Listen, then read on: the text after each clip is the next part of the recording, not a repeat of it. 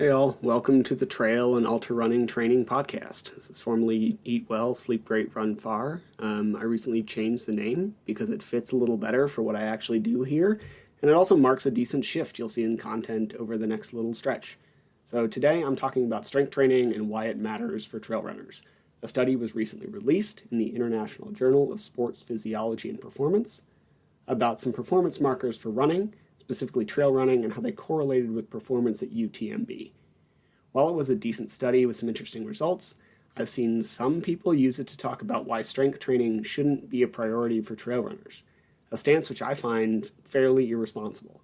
So today I'm going to discuss what the study actually showed and why strength training really does matter for trail runners.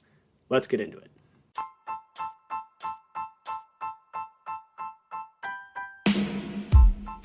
Welcome to the Trail and Ultra Running Training Podcast. My name is Will Franz, and I'm here to help you improve your training so you can have more fun out on the trails.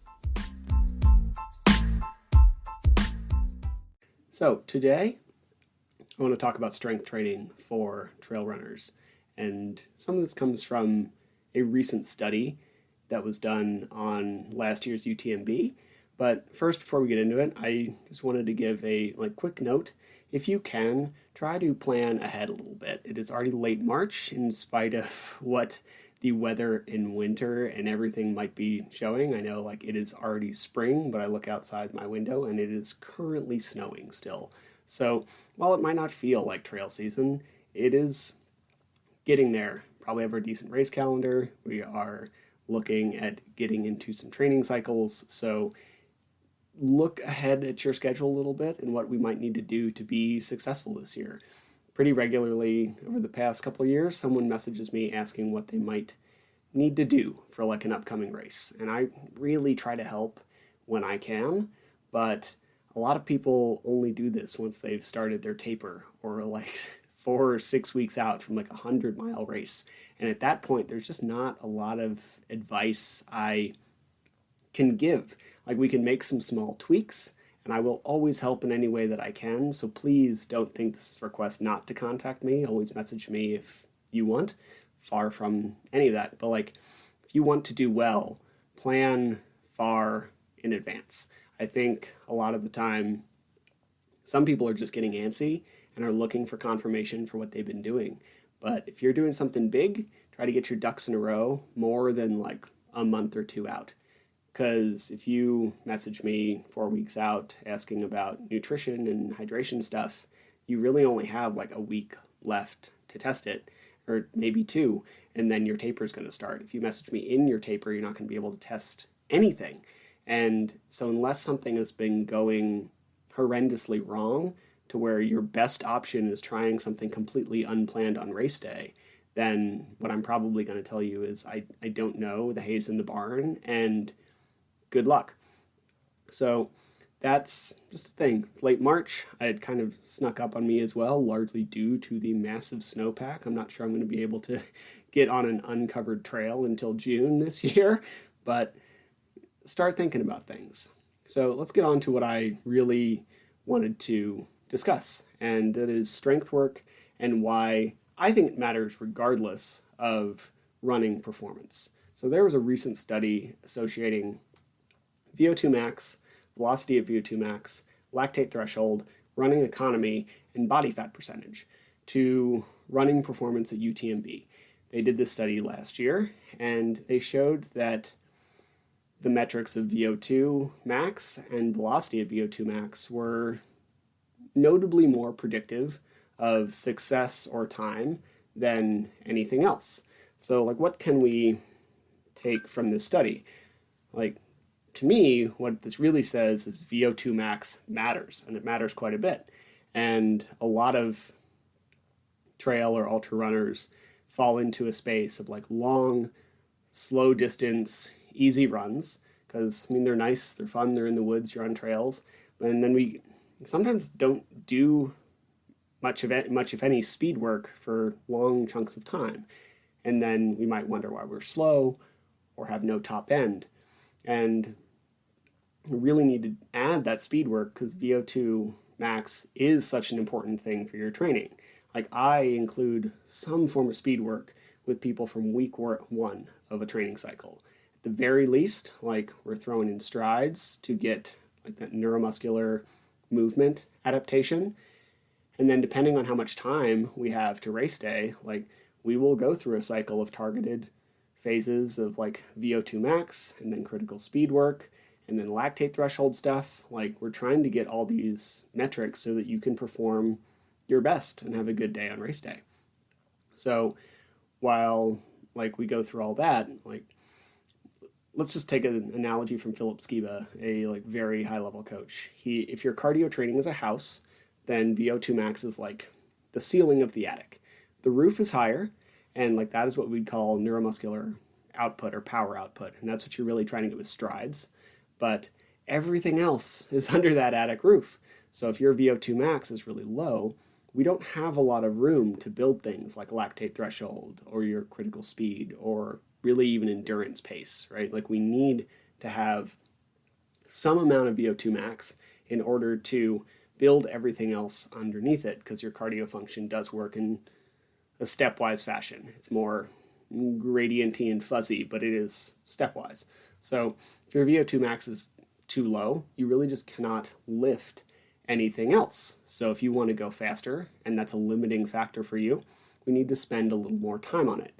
Now, there are many ways to do it. I've talked about in the past. I'm sure I'll talk about it 100 more times, but don't do this too close to race day. Like newer research is showing that it can take anywhere from like 1 to 2 weeks to fully recover from a traditional VO2 max workout. Think like 5 by 3 minute, like really hard intervals, or like for some, if you're on a bike, it's often upwards of 8 minutes, like really hard intervals. And we can give smaller stimuli to maintain, but like a VO2 max building workout is a lot for the body to handle. So with most people, I will do a VO2 max block at the beginning of a training cycle, especially if it's longer than 3 months. And if it's less than 3 months to race day, like I just pepper some stuff in for stimulation, but we usually have bigger fish to fry unless their top end's just really low. Then every few weeks, once we have that base set, you just do something like 5 by 3 minute hills to re-stimulate that VO2 max, make sure it doesn't really drop, and it's not a huge deal. It's a big workout for the week, and then we'll recover and give you a bunch of time to come back. And then like a month or 2 out, I don't really touch it too much. We might have like one more maintenance stimulus, but for the most part, that is when we're trying to build so much volume. Might even have a camp, something like a 5 by 3 minute hard repeat workout, or even like 4 minute hard repeat workout. It's going to be such a stimulus that it's going to take away and put too much stress on the system for most people. So there might be a slight drop off at the end, but it's not really going to affect your results all that much. So that is how we would work VO2 max. That is kind of how I think of it from a like larger training schedule. And that is what I think the study really showed. It was that VO2 max is very important, even in these longer trail and ultra efforts where we're running, like what UTMB is 160 kilometers, and it's a lot of hills, and it still matters. Now, what I've seen, some interpretations of this study is like that strength training, it just isn't all that important, because when we looked at those metrics, VO2 max and velocity of VO2 max were really important, and then like running economy and lactate threshold were lower, and then body fat percentage was even lower.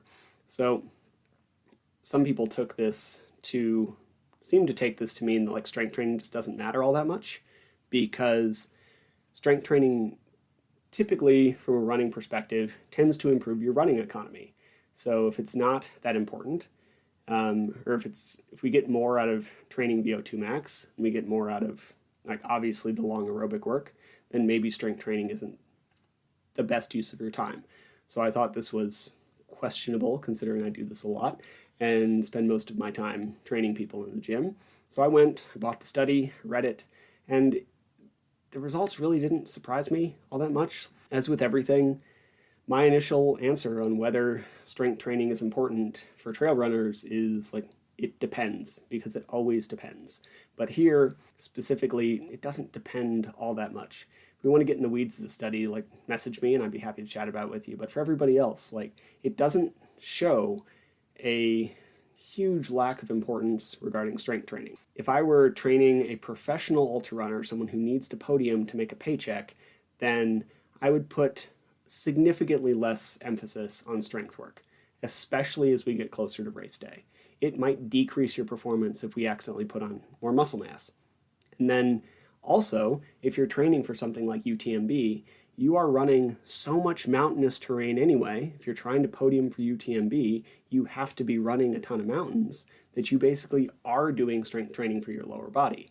So it would make sense to cut that to some degree. Now, depending on the person and like what your training schedule looks like, I'm a huge fan of what an NBA, like high-level NBA strength trainer calls micro workouts or exercise snacks, 10 to 15 minute sessions, hard lifting, but not so much volume that it really affects your CNS. Like, it has been shown to be very effective in high-level sports. I've done it for myself. I do it for a lot of athletes I coach. But that would be the most we'd be doing. So we certainly wouldn't be going and like hammering out a leg day in training for UTMB. I would also greatly limit training that would build any mass in the upper body, because any extra mass in the upper body, especially muscle, is counterproductive to running. You need enough for something like UTMB to use poles and stay upright and be stable, but you certainly don't need these big bodybuilder boulder shoulders to run a long trail race very well. All of that is if I were training a professional ultra trail runner. Now, that's not who I typically coach. It is not who typically listens to this podcast, and it is not who is typically getting a lot of running information on social media. I know that most trail runners are people who have jobs. A lot of them have at least one kid, and they just want to improve their running, but they also want to maintain or improve long-term health. Out of any of these conversations that really does, it is a large priority for most people. And most of the people I train are not expecting to podium. If it happens, that would be lovely, but it is not necessarily the end goal. I've helped some people place higher in their age group, but the target was just get better. It wasn't get on the podium or I don't get paid. Since health is a consideration for most of us, and longevity is a consideration for most of us, strength does matter. And I do target upper body strength for most everybody, at least at some point in the cycle. Like, if we're thinking about the difference between like a first and a third at Western states, some extra upper body mass is a consideration. But for most of us, the downstream benefits of like playing with our kids or grandkids or new puppies that I have in the other room matter more than whether we get like 89th or 90th in the field of a couple hundred people in a race, right? Strength does more than just make you a better runner. Upper body muscle can be subtly detrimental to running, but it allows you to toss your grandkids in the air and put a bag in the overhead compartment. It improves your posture, which actually can help running. It can help with back pain. The ability to move heavier things with your upper body allows you to do things like climbing and jiu-jitsu if you want to do other sports that aren't running. Strength is important. As Dr. Peter Attia said, no 90-year-old has ever said, I wish I had less muscle mass. And I'm not saying as a runner you should go and try and get jacked and be the Nick Bear of ultra running, where you are a bodybuilder but also running these fast times on a track, on the trail. It's not the point here. The point is that strength training is important, and it is especially important for those of us who aren't trying to eke out every last second in a race.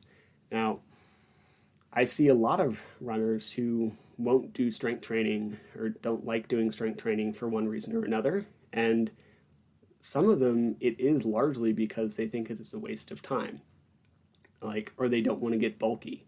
And yet I see people do classes like Body Pump or Orange Theory, and those have no impact on your running. If anything, it's negative. They're great communities. I have a couple people who I train who do these classes because they like joining them. They like being part of the community. And very honestly, like, there are reasons to do things beyond making you a better runner, or beyond including like your longevity. I like it is a pretty good reason. Me being a better climber doesn't in any way help my trail running, but I like it, so that's enough. I also like lifting heavy things, so I definitely lift more than I would if I were just training myself for running performance. So, you know, the fact that you enjoy it is a good reason, but there's also practical reasons beyond that as well. Like, I see a few coaches, but I see some people like leveraging this study that we mentioned before to say strength training just isn't optimal for trail runners. And while that is true for a very small subset of people, we just didn't even need this study to say that. We know that upper body muscle mass is detrimental to running. We know that leg strength is very well stimulated by running up and down big mountains. So I don't see a lot of new information here in relation to strength training. I see some really great confirmation of VO2 max and upper end work, but not a lot when it comes to strength. I do think that unless you make your money running, or that it is literally all that matters to you, that we should do some form of strength work, full body, get stronger. And when it comes to getting bulky, like, you actually want to lift heavier within your capabilities reasonably. If you can only squat 50 pounds, don't try to squat 300, but low rep, heavy weight is much more likely to stimulate like pure strength gains and not stimulate very much muscle mass. If we see someone like Bruce Lee, I think he only weighed like 135, 140 pounds, maybe 150. He was not a big dude. He was just very lean, thus all the muscle. But he could hold a 100-pound dumbbell straight out in front of himself with like a straight arm. He wasn't bulky. He was just really strong. And we can develop strength without putting on a ton of muscle mass, but it does require training. Another thing we don't see when it comes to this study is injury prevention. One gripe I have about this study is they recruited 34 people, it's only men, and then 12 of them didn't finish, so they only used 22. And UTMB hosts a couple thousand in the race, so it's not a very powerful study. It's only a very small subset. One of them, I think, actually got top 10, so like that even skews it a little bit one direction. So if we look at like the average population and assess things like injury prevention, most muscle imbalances or like less than ideal movement patterns come from strength imbalances. And let's give a couple examples. One, myself, plantar fasciitis. Like, I am just getting over this thing. I start to see a light at the end of a tunnel, and it comes as a result of proportionally weak feet. Your feet can be really strong, but if you put them through more stress than they are able to handle, you will likely end up with something like plantar fasciitis or God knows what other injury. High hamstring tendinopathy often comes as a result of a proportionally weak glute med compared to your glute max, because if you don't have a very strong gluteus medius, your knees cave in a little bit when you run, and over thousands and thousands of steps, even a subtle knee cave can cause extra stress on your posterior chain and your IT band. This is also an issue with IT band syndrome, and it can cause issues with your high hamstring. So this is how we often end up with high hamstring tendinopathy. So this is why I put all of my athletes through a strength assessment, so we can kind of see where stuff might come up before it even comes up. Strength is even more important for newer runners. So while we look at some of these people who've been running for an average of, I think it was 13 years in the study and 5 as like trail runners, if we're really new to this sport, strength matters even more because you probably have some movement, not even deficiencies, just imbalances or strength imbalances from your life, whatever you did previously. I played fairly high level lateral sprinting sports. So for me, it was the opposite. I have a very strong glute med, and my glute max, I trained it all last year to build that up. Whatever you've done in your past will lead to strength, to different strength curves throughout your body. So if we're a newer runner, we need to make sure that you're safe, and strength work can help with injury prevention. So if you, and then last, like even if you are a professional runner, if you don't have a ton of mountains to run, then we should probably do some strength training for legs, because as we all know, running on the flats does not necessarily feel like running on a mountain. If you have stairs or a stair stepper or a treadmill so you can do inclines, great. But if not, then we might need to do some strength work to help build some of that up as well. So this is my gripe when it came to this study and how it's being interpreted for strength work. It was a decent study, but like the interpretation is an issue for me. And if you look at the data, like lactate threshold had even less of a correlation with performance at UTMB. Yet we wouldn't say that improving your lactate threshold is a waste of time. Like I haven't seen that from anybody as a result of this. And that's because we would call them crazy, because the sheer amount of like lactate training that we see in programming for everyone from the Norwegians to like Renato Canova is insanity. So obviously your lactate threshold matters. It doesn't mean we shouldn't train that or only train VO2 max. It means that running is a multifaceted, multifactorial sport. It also showed that body fat percentage was even less relevant, although the study authors labeled it as significant, with lower body fat percentages being associated with faster race times. And it was far less important than the other two things. And the average for men was like 12.5%, which is a little less than mine at the moment. And yet we don't see too much talk about that particular metric either. So if what we're looking at here is whether strength matters, like the only metric in this study that really, necessarily correlates would be running economy and basically how efficiently and effectively your body uses oxygen while you're running. And while strength has been shown to improve running economy, it's in itself is an incredibly multifactorial metric. Strength and power do improve running economy. So does your gait. So does mindset training. And yet I haven't seen anybody try to interpret this to say that we shouldn't be training our mindset. Yet strength is like a thing that a lot of runners just don't like all that much. Some of us do, and that's lovely. And then the other thing is the effects just aren't easily measured. Very rarely, I'm not even sure it'd be possible to have a study where you keep someone with the exact same running metrics and make them stronger. So you'd have to do completely low, long, slow distance running, try not to improve anything else while you got them stronger, and see if they get better. But just by sheerly running, you're going to improve on every other metric. So running is so complicated that it is tough to measure anything.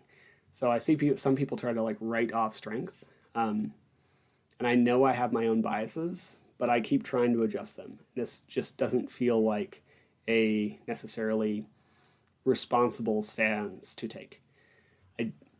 If we imagined it, let's say the other direction, right? Like if I have someone who comes to me for fat loss, which I do regularly, I don't think zone 2 cardio is stellar for fat loss. We should get you stronger to try to preserve muscle mass and adjust diet. That is easily the most effective way to do that. Zone 2 cardio is really healthy though, so I still ask most people to participate in it. I don't care what method they use, but it is a thing that is healthy for you. I don't think, unless your goal is to podium and you're doing a ton of running in the mountains, that cutting out strength training is reasonable. And this stance is sometimes further bolstered by the fact that most strength programs for runners just aren't that good. They're either way too easy, because let's be real, if you can run something like the Wasatch 100 or even the JFK 50, you're probably going to need more than lightly weighted step-ups to get your quad stronger. Or we'll also see where we just have no idea how to pair it with a good running program. Because if stress is stress, like we can't just keep adding things into your program. We have to find a balance. So the ability to balance something like heavy strength training with VO2 Max during a block doesn't work. So we have to do a different phase of your strength program. Heavy should be paired a little later. So I also see people like doing things like 15-minute cardio circuits with weights, and that's not really making you stronger. It can do helpful things, something like banded tube walks. They're not going to make you stronger. You as a runner are too strong for that to be a strength stimulus, but they can help you find something like your glute med or your external hip rotators so that you don't end up with movement imbalances. So strength training just isn't particularly well understood in this sport. And this was true for a very long time in all professional sports. Everything from football to baseball to basketball, they actively advocated for athletes to not do strength training.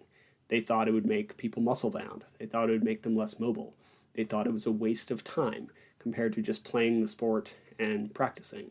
And this wasn't like the 20s. I think football was really the first one to start greatly pull it in, and that might have been the 70s.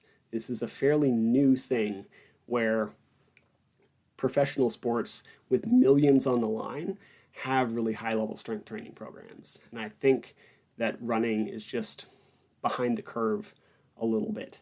And that's why I've been working on something new, and I'll announce it soon, but it's a bunch of strength programming for everybody. And you can be very strong, you can run very well, and if you're going to be at the top level in any sport, you will make trade-offs. If you're going to do something like run a 100-miler, you will make some trade-offs. But if you're trying to do well, the trade-offs lessen, and if you have something like longevity in mind in addition to performance, then we need to find some kind of balance. Strength training is valuable. Hope this made sense. If you have any questions, please shoot me a message. I'd love to answer them. I'm going to go feed my very new puppy, and I'll be back soon with another one of these. Have a good one. Thank you for listening to the Trail and Ultra Running Training Podcast. Honestly, I'm still surprised and honored that anybody wants to hear what I have to say, so thank you. To be clear, not a doctor, nor a registered dietitian, or any other kind of medical professional. I'm a personal trainer, a nutrition coach, and a running coach, and I have a passion for training trail runners. You should always speak with a qualified medical professional before making any changes to your training or nutrition program.